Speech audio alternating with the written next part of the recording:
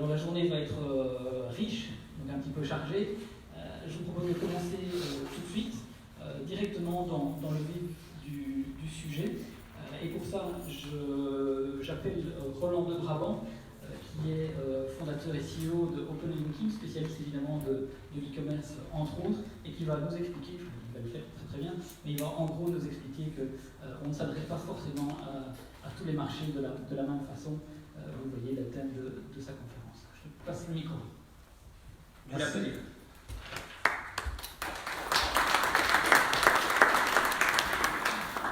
Merci beaucoup. Je suis très heureux d'être devant vous cet après-midi. J'en profite également pour remercier Damien Jacob qui m'a invité chaleureusement à venir à discuter d'un sujet qui me passionne, c'est le marketing à l'international. Dès lors que vous allez vouloir, peut-être que vous le faites déjà, mais que vous allez vouloir vous développer en tout cas à l'international, vous allez vous poser beaucoup de questions. Et comme on l'a vu tout avant, moi je vais vous raconter pas mal d'échecs, pas mal de choses que j'ai pu voir en accompagnement des projets. Et tout au long de ma présentation, je vous ferai un peu ma vision d'une bonne organisation pour aller se développer, en tout cas à l'international. Et donc, avant de commencer, je suis Roland de Brabant, je suis intervenant universitaire à l'Université catholique de Lille. J'interviens également à l'IAE de Lille. Ça fait plus de 14 ans que je travaille dans le domaine du référencement naturel. J'ai à peu près eu l'occasion et la chance d'intervenir sur une quarantaine de conférences en web marketing en France, en Suisse, en Italie, dans différents pays. Et je suis également fondateur de l'agence Open Linking et d'un réseau de partenaires au niveau européen qui s'appelle Rankinweb. Open Linking appartient également à un groupe depuis 2 mois maintenant, composé d'experts en acquisition de trafic. Au sein, on va retrouver l'agence Première Position, Matières Premières, Rankinweb bien entendu, et OptimizeMe qui est un logiciel également de référencement d'un point de vue sémantique. Voilà, c'est fini pour la petite page publicitaire.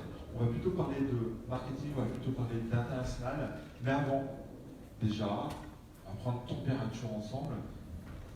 Est-ce que vous travaillez déjà un peu votre référencement naturel? Est-ce que vous pouvez la main tous ceux qui travaillent au sein de leur entreprise en référencement naturel?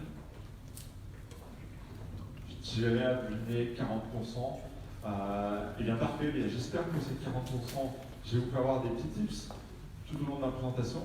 Et pour les autres 60%, eh bien j'espère que je vais également vous donner envie de vous dire, tiens, demain je vais me développer, et il y a un levier qui est indispensable, c'est le levier référencement naturel. Quand on parle de web marketing, on va chercher à se développer, on va chercher à générer du trafic sur son site internet pour générer du lead, des ventes. Donc on va faire soit des liens sponsorisés, acheter des espaces publicitaires sur Google AdWords, sur Facebook également, sur LinkedIn. Soit on va travailler sur le référencement naturel, un peu l'objet de cette présentation. Vous pouvez également travailler sur l'emailing, la réputation. Il y a pas mal de leviers. Mais avant, chaque fois qu'on travaille sur l'international, c'est la question qui revient toujours, c'est Roland, qu'est-ce que je fais avec mon nom de domaine? J'ai un nom de domaine qui est .be. Est-ce que j'utilise mon .be pour me développer en Italie, en France, en Allemagne? Est-ce que je dois acheter le .com? Est-ce que c'est un .com à identique? Et bien on va faire une petite étude de cas. 2 petites marques, Adidas, Nike. On va voir qu'eux, ils ont 2 approches assez différentes. Alors, on va parler un petit peu technique au début. Ça va bien nous réveiller après le déjeuner. Nike, il a un site mobile friendly, donc très bien, compatible mobile. Vous avez une bonne expérience en tout cas quand vous êtes sur PC et sur mobile.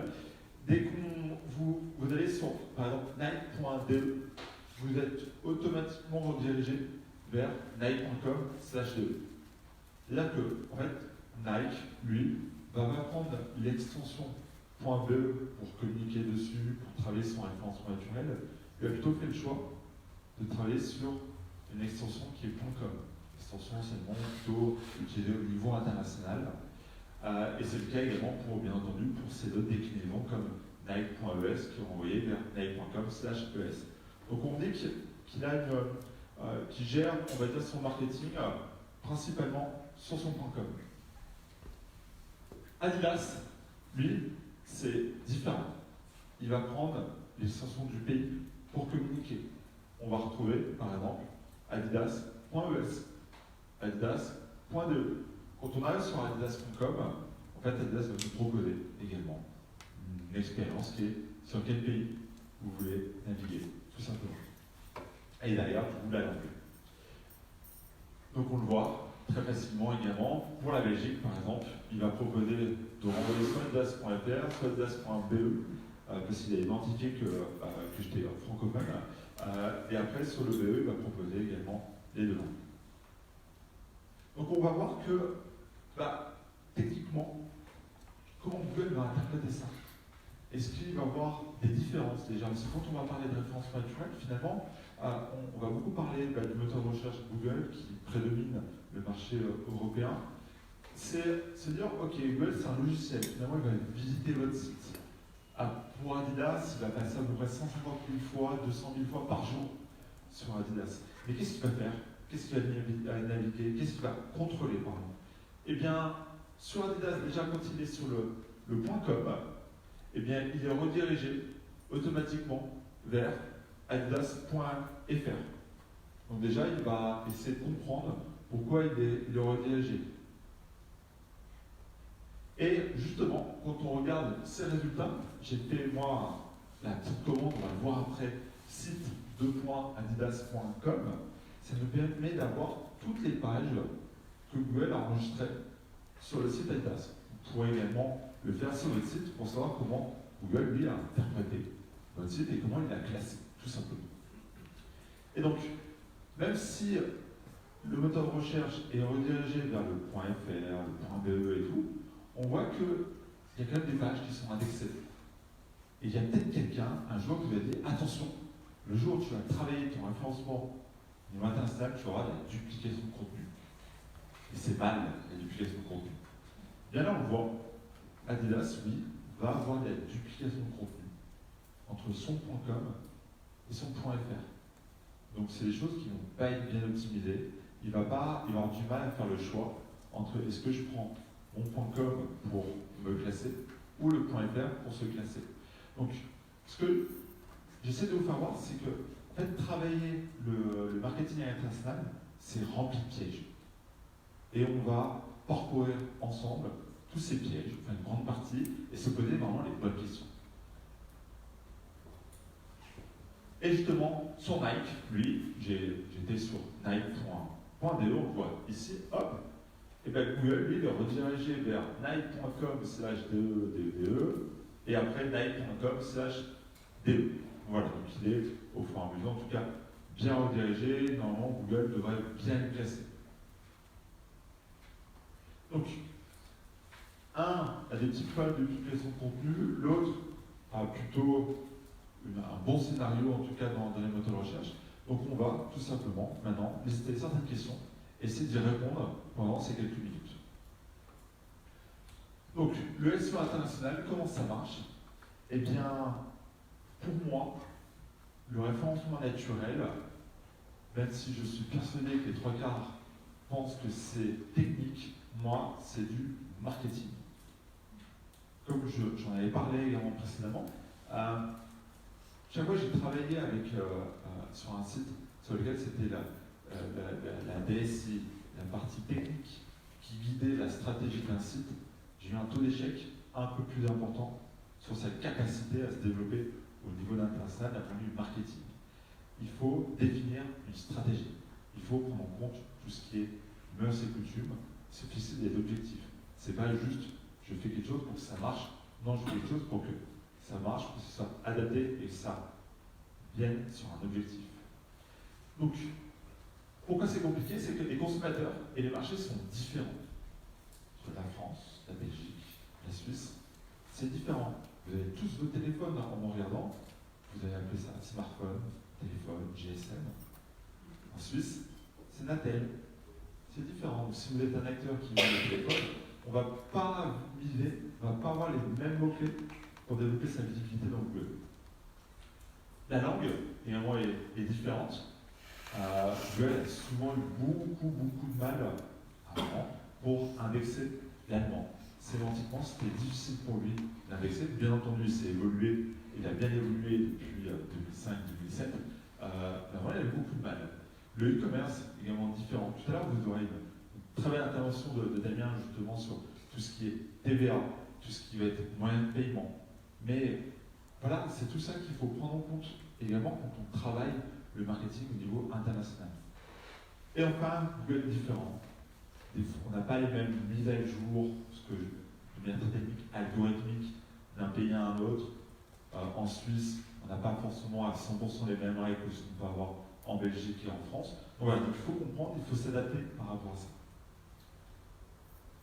Donc les problématiques, c'est eh bien comment toutes les questions, c'est souvent la même question, c'est comment gérer une langue présente dans plusieurs pays. Voilà, c'est une question technique, mais c'est souvent des nouveaux qui se lancent qui ont cette question-là. Comment éviter la duplication de contenu? Chaque fois que j'ai une conférence, on me parle, ah bah oui, mais là je me suis développé, j'ai fait plein de duplications de contenu, du coup j'avais des mauvais résultats. Comment gérer un pays avec plusieurs langues pour que ce soit bien compris par les internautes et par les moteurs de recherche? Eh bien, on parlait du forum, ce qui est bien, c'est qu'on aime bien une pratique. Eh bien, voici déjà des réponses très pratiques que vous pouvez, bien entendu, on va partager en tout cas des slides, mais que vous pouvez prendre en photo. Si vous avez un site déjà multilangue, l'envoyer à votre agence technique et dire est-ce que sur mon site, si j'ai plusieurs langues, est-ce que j'utilise l'attribut réel Internet HRLangue? Qu'est-ce qu'il est en train de me dire? C'est un truc un peu technique. Oui, là, c'est du HTML. Vous demandez juste à votre agence est-ce qu'ils l'ont configuré pour que Google puisse bien comprendre que tel site correspond à tel pays, correspond à telle langue. C'est la base vraiment de l'international. Sans ça, déjà vous partez avec un gros frein, en tout cas sur votre site. Est-ce que vous avez une bonne gestion des langues? J'espère que tout à l'heure ça va vous donner envie de faire un site de points avec votre nom de domaine pour voir comment Google l'a indexé. C'est comme ça qu'on voit si on a une bonne gestion des langues. Est-ce que j'ai un contenu non dupliqué, pas de fuite au niveau de la gestion des langues? Vous le verrez honnêtement avec cette commande. Est-ce que j'ai une bonne configuration des balises code? Là c'est un peu technique, on pourrait y revenir si vous voulez pendant la pause de tout à l'heure. Est-ce que j'ai un bon ciblage de la Search Console? Search Console, c'est un petit logiciel gratuit que Google vous propose pour avoir des signaux sur la santé de votre site. Voilà, donc c'est important, n'hésitez pas à le regarder. L'interface est un peu sobre, mais ça vous permet d'avoir plein d'indicateurs. Et j'aime bien également le concret, très pragmatique, justement sur cette valide HRLangue. Eh bien, à partir du moment donné, on l'a implémenté sur un très gros site e-commerce présent dans une grosse partie de l'Europe. Du jour au lendemain, que Google l'a bien compris, l'a interprété, on a doublé, en tout cas, le nombre de clics sur ce site-là, sur la Belgique, justement. Donc voilà, donc c'est mécanique. Partez pas du principe que Google est parfait. Le travail d'un marketeur, c'est adapter son produit en fonction des contraintes. Google peut être une contrainte si c'est pas bien optimisé. Et donc voilà, j'insiste, mais c'est vraiment, tous les jours je le fais, sur les différents sites. Site de points, vous prenez votre nom de domaine et vous regardez comment Google l'a classé. Les questions à se poser, les questions de marketing également à se poser avant de se lancer. C'est également, c'est pas parce qu'on travaille sur le web, c'est pas parce que c'est simple, qu'il n'y a pas ou peu de frontières quand on veut se développer dans le marketing international, qu'on se doit se dispenser d'une étude au préalable sur est-ce que votre produit est adapté déjà au pays. Exemple qui va peut-être vous faire rire, eh bien, en Espagne, c'est pas là où on va vendre le plus de parapluies. Par rapport au nord de la France et la Belgique, encore pire l'Angleterre. Voilà, donc c'est tout bête, mais regardez déjà si votre produit est bien adapté. Parce que du coup, ça va impacter techniquement le site d'un point de vue maillage, tout simplement. Est-ce que le ciblage du mot-clé est en phase avec les objectifs du marché? C'est vraiment très important. Il y a 3 ans, je suis intervenu en conférence justement en Italie. J'ai une très belle société qui vend du fromage, du parmesan, qui qui est venu me voir à la fin de la conférence. Il m'a dit, mais Roland, vous en France, le parmesan, vous le mangez sur du 12 mois, 18 mois, 24 mois, 36 mois, 48 mois. Elle ne comprenait pas parce qu'elle n'avait pas beaucoup de ventes justement sur la France. Moi, je suis désolé, je ne sais pas. Je l'achète dans la grande distribution, à Carrefour, Auchan. Et je lui ai fait la rhétorique, et vous le comptez. Vous le mangez 12 mois, 24 mois, 36 mois. Un peu, moi je ne sais même pas c'est quoi le compter. Voilà, culturellement, on ne consomme pas les mêmes produits. Et on ne va pas les acheter au même endroit. Donc c'est important de faire tout ce qui est travail de catégorie management, de comprendre les attentes du pays, des consommateurs. Connaître également le bon positionnement, l'étude au niveau des concurrents. Dans le marketing traditionnel, on le fait. Alors pourquoi on ne le fait pas dans le lead marketing? Et si c'est parce que vous êtes numéro 1 dans votre pays, que automatiquement l'année d'après vous allez être numéro 1 en France, en Espagne, en Italie? Non. C'est des pays qui ont également deux acteurs. Il va falloir les étudier, il va falloir voir ce qu'ils ont fait et récupérer le meilleur et laisser de côté le moins bon. Un site traduit à 100% par un local et non pas traduit par un cahier de traduction. C'est pas une guerre que je lance, mais c'est vrai que souvent on m'envoie des sites, souvent des Italiens également, on me dit tiens, je comprends pas pourquoi j'arrive pas à convertir. Et je regarde, déjà le call to action, c'est lance ton lead. Voilà, au lieu de dire envoyer un contact. C'est mal traduit, donc ça donne pas envie de contacter la marque. C'est également le numéro de téléphone. Très clairement, par exemple, en France, honnêtement, on a plein de défauts et en plus de tous les défauts qu'il y a, on est chauvin. Donc on aime bien voir le plus 33. Et après, un numéro français. Vous avez plein de services d'hébergement qui peuvent vous vendre ou louer un numéro français pour le mettre sur la version française, si vous ciblez en tout cas la France. C'est tout bête, mais vraiment, ça impacte. En tout cas, la demande de lead, ça impacte également la rassurance pour acheter vos produits. Un numéro de téléphone adapté à votre cible, on en a parlé, et également cibler le bon moteur en fonction du pays. Tant mieux en Europe, on va beaucoup parler de Google, pas que, alors on va parler un petit peu d'Amazon, mais par exemple en Chine, on va regarder d'autres moteurs. En Russie, on va regarder également Yandex. Voilà. Mais bon, en tout cas, le développement en Europe, vous inquiétez pas, Google, c'est plus de 92-93% des parts de marché, voire un peu plus. Et d'un point de vue popularité, parce que quand on a un site techniquement qui est au top, quand on a un bon marketing traduit avec beaucoup d'amour, eh bien on va regarder également la popularité. La popularité, c'est ce qui a fait la différence entre Google et les autres moteurs de recherche, Stavista et Lycos. On parle de 98-2000. Eh bien cette notion de lien, il part du principe que plus vous avez de liens qui pointent vers vous, meilleur devrait être le référencement. Voilà, je prends des raccourcis, mais c'est le principe. J'avais un exemple, un très gros site de cuisine en France, qui a fait du coquille également en Italie. Et par contre, très peu visible, beaucoup de pages, bon contenu, techniquement très bien, beaucoup d'amour.